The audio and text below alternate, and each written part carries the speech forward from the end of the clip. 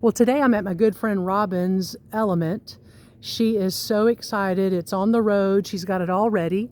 And she was nice enough to allow me to videotape this and kind of show what she's been doing and some of the features of Element that she loves. So we're going to have a little quick sit down, talk about how Robin ended up with this Element and what she's done, what she likes about it, and maybe some things that are coming up for her in her travels. So welcome, Robin. Here she is, the myth, the legend, the Robin. Oh, God. We're hanging out down here in Little Talbot Island, nice little meetup that Tina put together. We went on a mass van tour, vehicle tour, rig tour, whatever you want to call it, and we had a good time, but I'm taking a special little break here with Robin. So Robin, kind of tell me what you were traveling in. Maybe you still have that vehicle and what your thoughts were, but what led you to an Element? Oh, well, okay. I have a Rogue Sport, 2001 Rogue Sport, and I was using the tent that's on the back of this one on that, and I spent 33 days, 33 days traveling in New York, and New York State? New York Or just State. driving around the city for 33 days? Oh, no. Oh, God. New York State, and I went to 39 waterfalls and moved my tent setup 11 times, and wow.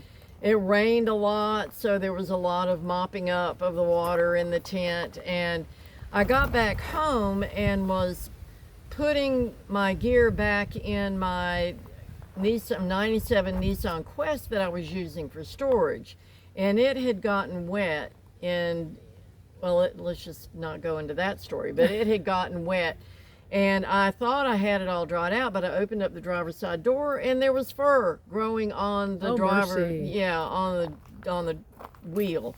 And so I thought, oh, I don't want to put my gear in this. Yeah. And I'd already taken it off the road just because it had so many issues, it wasn't worth fixing. So it wasn't a week after I sold that for scrap that I'm going, I want an Element, because I had been looking. I don't really want a bigger rig, but I needed more room than what I had. Right. Just a different setup. Yeah. Configuration, square footage inside. Yeah, and the biggest issue with the Rogue was the origami you have to do in order to pee inside the car. Yeah. And being able to sit up on the bed, and so anyway, I found this within 2 weeks. Wow. I live in Western North Carolina, and I drove 4 hours to Raleigh, and it took 2 legs of the journey to go get it and get it to Winston-Salem to my friend's house, and then go home and get a friend to bring it back. Anyway, then I spent about a month building it out inside and figuring what I want and looking at all of the things that other Element owners had done. And they have a little bit different mode of travel than what the Butterfly Tribe does. They're more campers, which I really am more of a camper, but then I'm not into all the back road fancy gadgets that they have. But I did upgrade this, so in some ways that I was spoiled with my 2001, because I could hook my phone to the car and look at my map and receive texts and send text out or talk on the phone and watch podcast all at the same time while driving down the road. Oh, mercy. Without making myself dangerous. Right. And I really got spoiled with a backup camera, so I installed my own backup camera. Wow. And that was a trip, because you have to take all these trims, all this trim off and put it back on and figure out how to get it wired to the back tail light and all that sort of stuff. So that was I like challenges, so that was a challenge. You got a challenge, and I did it. So congratulations. Thank you. I know you feel good. I mean, what an accomplishment. Yeah. So where do we want to start? So that's how we got here. So let's maybe take a walk around to the other side and start off looking in from the bedside and you can review that. And so we'll get set up over there. Okay, so here, first off, let's take a look at the thing that I installed. And it had a cable, you know, it had a USB port, but you know, I had to take all of this panel off, and the dash and the instrument panel thing off several times in this process. But I was able to figure out a way to install this plug so that it just wasn't a cord with a USB port hanging off. Nice. So then, you know, I put my phone up here and plug it in down there, and then it hooks up to the car, and I'm good to go, just like a newer vehicle. This is an 04, by the way. Okay. And it doesn't have any rust, which was the main concern about getting an older vehicle, and the backup camera stuff and all of that. So, let's see. I stuff all of my tent gear and stuff in the seat now when I'm traveling. And so under here, this is a 4-foot dunnage rack. Okay. And then I did this thing with cardboard and paper mache, stacking the cardboard back and forth. So this is just an addition to the dunnage rack. So if I wanted to fold this over and take this out and shove it underneath, I would have space back here. Okay. And a second passenger could maybe sit back there. All right. But yeah. And then these are the boxes that were in my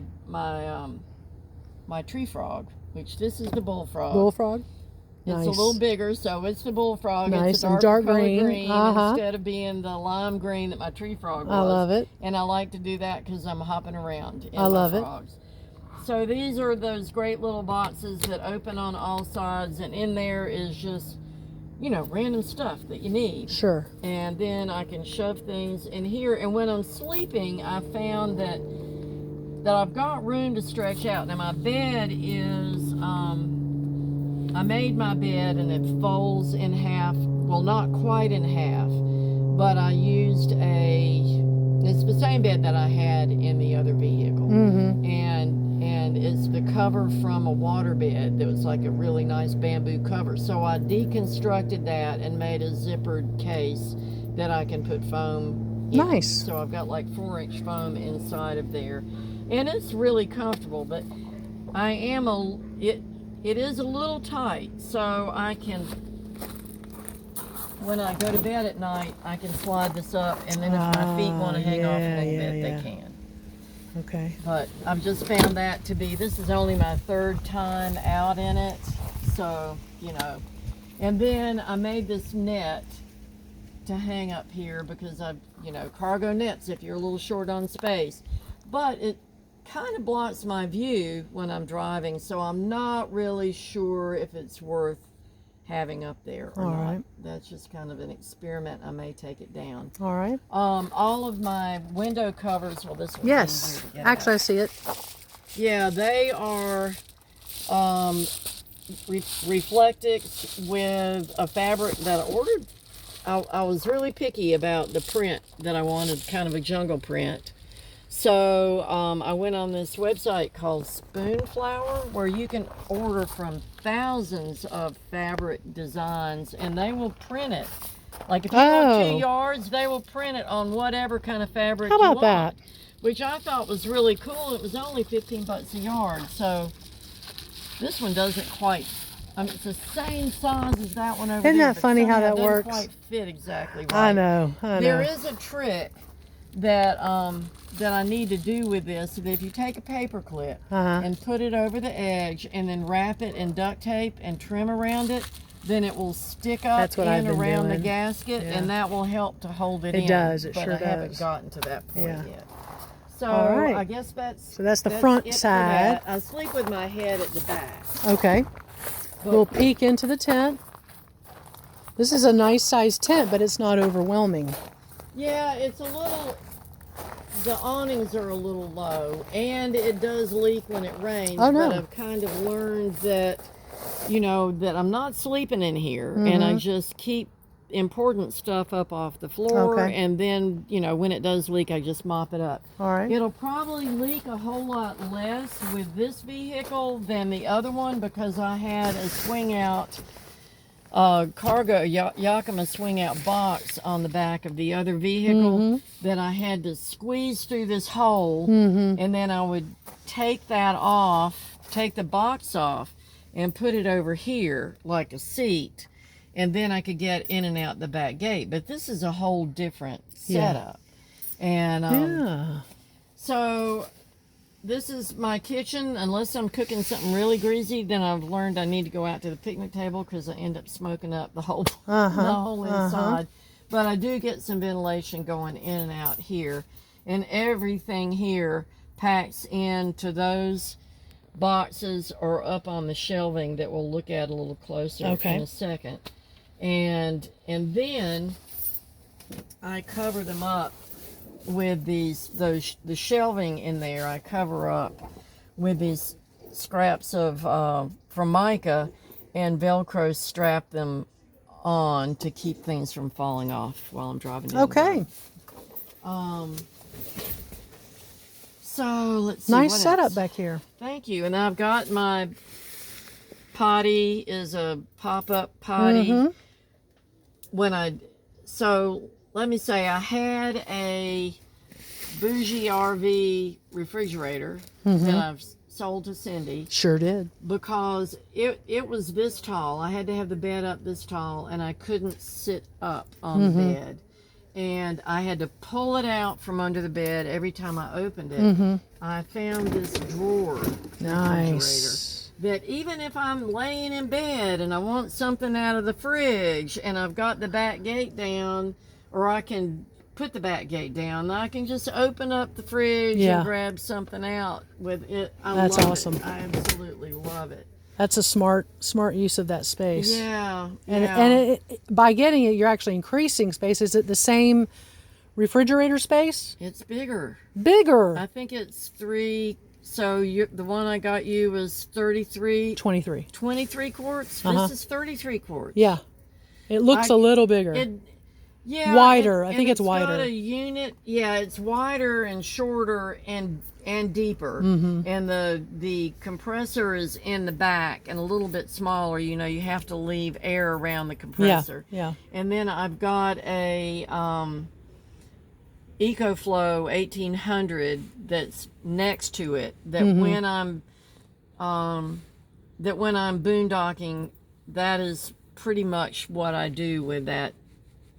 Plenty. And down in here is the Element's got so many clips and hooks and stuff to hold things. And I've got a port back here in the back. Nice. It was probably one of the first cars that actually had a port down here. So I've got a double-headed port so that when I'm driving, I can be running the fridge and charging and recharging the power bank. Very nice. And then I've got my fairy lights here. I've got my fairy lights here, and then under here, when I turn on my EcoFlow, well, now you'll edit all these hesitations out. When I turn on my EcoFlow, that kind of gives me a little bitty night light down there. Yeah. And I also have a little bit of a glow. Plugged in this strip light it was a ring light, and it kind of fell apart, and I put it in a drawer for a few years, and then I knew I would find a use for it at some point. So I've got it zip tied to the frame. Nice little night light. And I can even pick whether I want blue light or warm light or mixed light. Sweet. So that is really great, because in the middle of the night when I have to go to the bathroom, I can just reach down there and turn that on, and it's not like light in your face. Right. And And just for peeing in the middle of the night, I've got my trusty Dunkin' Donuts can that is not a problem for me. Not a problem for you. And All right, well, I'm going to walk around the other side and get a little bit different angle on your cabinets. yes, okay. There you go. Okay, so these cabinets, I was going to do them out of wood, and I actually have some scrap wood that would have been perfect for it, but I was looking at YouTube and found this guy was making furniture out of cardboard. Mm-hmm. And I thought, oh, well, why don't we try that? That'll be free. And then, you know, you always have multiple, like you get it done and you go, I wish I'd done this different. Mm-hmm. So this did not cost me anything but a bag of flour and all my junk mail. Because so you sandwich the cardboard layers. This is like 5 layers of corrugated cardboard crisscrossed so it's stronger. Mm-hmm. And then you paper mache over it to make it even stronger. Mm-hmm. So all the little clear plastic bins that I had my food stuff in goes up here, and then my coffee stuff goes there, and I just leave this here. And this is my this is a great little thing. This is a Poor Patriot Sidekick. It seems to last for a really long time to be charging my, Oh, the disco. Yeah, the disco. Party lights. It comes on as a disco, but I'd rather have it just, so this I got at Ollie's. Uh-huh. And that adds another, because apparently the older we get, the more light we need. And at night, this really helps to have this on extra. That's very smart. And then, you know, I can charge my phone up here at night, and with my head up here, everything is within hand, you know, Mm-hmm. within reach easily. And this is tied to, up here it's tied to the seat belt Uh-huh. for the back seat. And then I've got it tied to the handholds Uh-huh. in the front, and then down below there are hooks and Uh-huh. and stuff that I've got it zip tied to. Yeah, and Super lightweight. it is lightweight. So you're not carrying around a ton of weight on one side of the vehicle. But I can see how it's not going to last forever by a long shot. And I really had fun with it, because I end up having to slide everything forward. Like, it does shift around when I'm driving or when I'm shoving things in and out. But on this side, I decoupaged the Blue Ridge Parkway map that I got when I was on my trip. And on this end, I have the Skyline Drive map. So I thought that was kind of neat to add a little. I'm not really big into silk flower garlands And vines. and stuff like that. So I'm just, you know, I'm camping, so I'm doing basic. I may Keep it camping stuff. Yeah. Now the front, what I'm dreaming next for this is a swivel seat for the driver's seat, because that will be a total game changer. Oh yeah, that'd be nice. And I think I can manage.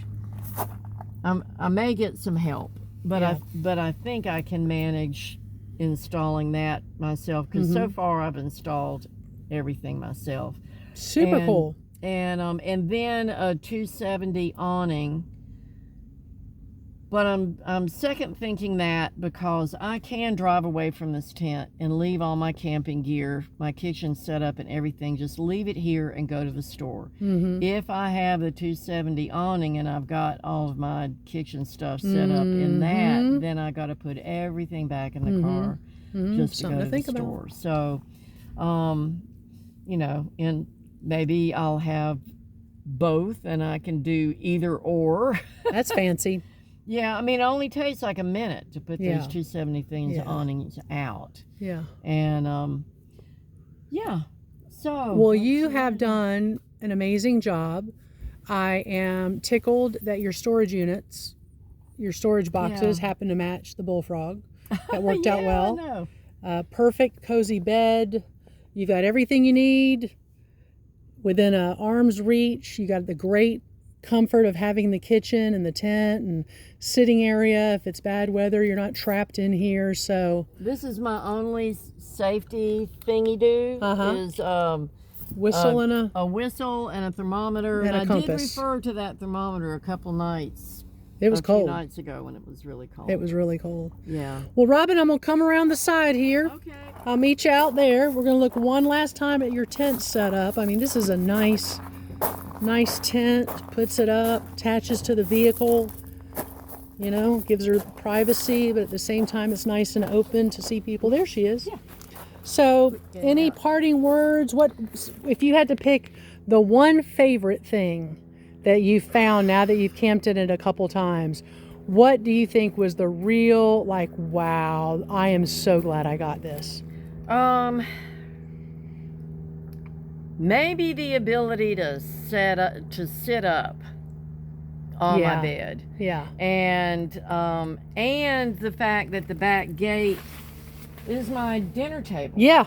Yeah. And you know, there are a lot of things that I really love about it, that you know, and the fact that it is a Honda Element, because it's like almost has a cult following, the people that own them. Yeah. And it's kind of going to open up a whole new club contacts of people and connections. Yeah.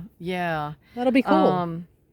And the one thing I didn't mention is I did have a hitch put on it, so I can still use my cargo box. And if I use the cargo box, I will just have to swing it out before I drop my back gate all the way down. Oh, and the other thing I didn't mention is, like most vehicles now, there isn't a gate release from the inside, so I made my own gate release. Nice. So that when I'm inside, I can pull the release. And this, you know, I may have to make some adjustments on this, because it looks like after I put new shocks, the back gate shocks were weak, so when I first got it, it was really easy to close. But now that I've replaced the back gate shocks, it takes a little bit to get it. Takes a little something.